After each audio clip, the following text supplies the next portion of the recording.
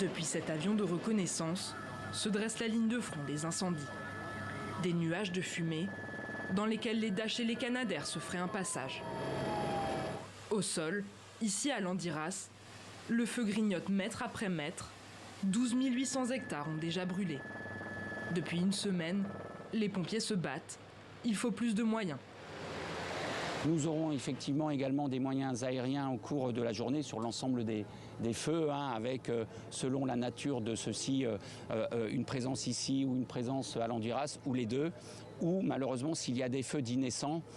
Mais alors, pourquoi les feux continuent-ils de s'étendre?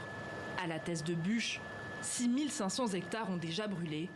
La forêt de résineux est dense et peu domestiquée, le résultat d'un mode de gestion partagé entre propriétaires des sols et usagers de la forêt. À cause des conflits entre ces deux parties, l'entretien a pu être négligé. Selon le maire de la commune, les véhicules de secours ont eu du mal à circuler, l'absence de nettoyage de la forêt, la sécheresse et les températures caniculaires encouragent la progression des flammes et les vents compliquent le travail des pompiers. Ces derniers jours, on était à moins de 30% d'hygrométrie.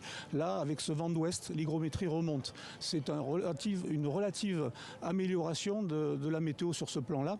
Par contre, les vents persistent avec des forces et des rafales de 40 à 50 km/h. À l'autre bout de la France, un nouveau feu s'est déclaré lundi après-midi, cette fois dans le Finistère. Près de 1400 hectares sont partis en fumée en quelques heures.